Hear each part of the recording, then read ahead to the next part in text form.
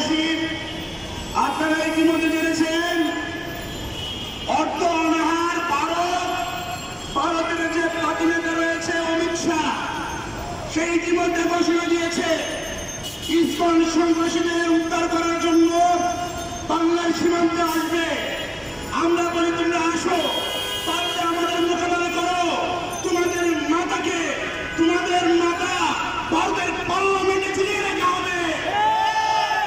আমরা তাদেরকে বলতে চাই, যদি কোন প্রশাসন, বাংলার প্রশাসন হুকুম না দেয়, বাংলার জনগণ যারা রয়েছে তারা ভারতে গিয়ে ভারতের সমস্ত পার্লামেন্ট সদস্যদেরকে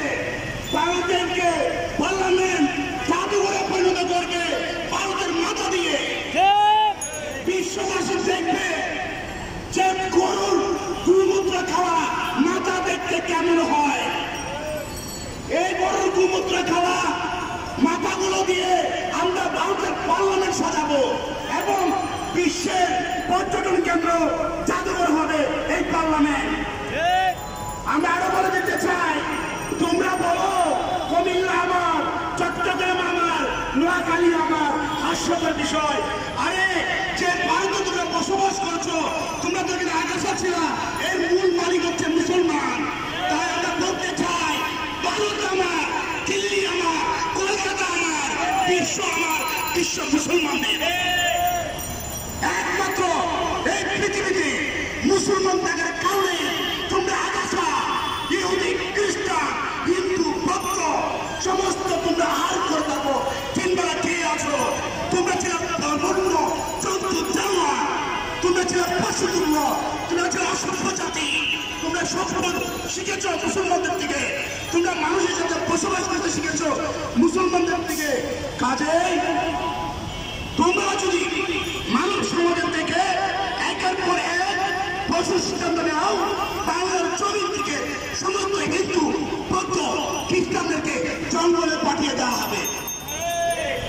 এবং আমি বাংলার জনগণকে বলতে চাই, আপনারা কোন বিবেকে ভারতীয় পণ্য ক্রয় করেন, হিন্দু দোকান থেকে ক্রয় করেন? সমস্ত হিন্দু দোকান থেকে ক্রয় করা বন্ধ করে দিতে হবে। ভারতের সমস্ত পণ্য আমদানি বন্ধ করে দিতে হবে। ভারতের সমস্ত পণ্য রপ্তানি বন্ধ করে দিতে হবে। শুধু তাই নয়, এই ইসকন সন্ত্রাসী গোষ্ঠী, আপনারা জানেন 1966 সালে প্রতিষ্ঠিত হয়েছিল পশ্চিমা দেশে। আজকে 1970 সালে বাংলাদেশে আশ্রয় নেয়। তাদের আয়ের উৎস অনেকগুলো রয়েছে, যদিও মন্ত্রণালয়ের থেকে বিভিন্নভাবে তারা পেয়ে থাকে। এর মধ্যে একটা আয়ের উৎস হচ্ছে এটি শ্যামলী বাস। সমস্ত মুসলমান শ্যামলী বাস সব বন্ধ করে দিবেন।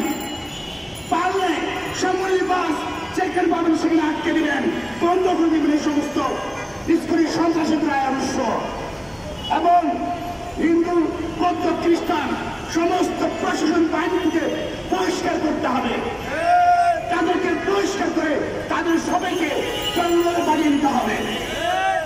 আমার ভাইরা, তারা বিভিন্নভাবে আজকে মুসলমানদেরকে উস্কানি দিয়ে যাচ্ছে। এই হিন্দুরা ছিল 1757 সালের পলাশী যুদ্ধে ইংরেজরা দেশ বিজয় করেছিল, বাংলাকে পরাজিত করে।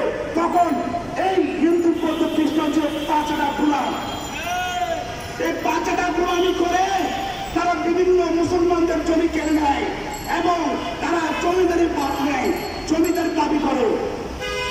আমরা বলতে চাই, তোমরা হিন্দুরা যারা রয়েছ ইংরেজদের গোলাম, এই বাংলার জমিন থেকে তোমাদেরকে চিরতরে মুছে ফেলা হবে। তোমরা যদি একের পরে আমার ভাই আইনজীবী সাইফুল ইসলামকে হত্যা করেছ, এছাড়াও তুমি একের পরে অনেক জায়গায় জানা অজানা ভারতে আমার অনেক মুসলিম ভাইকে হত্যা করেছ, শহীদ করেছ, আমরা জানি।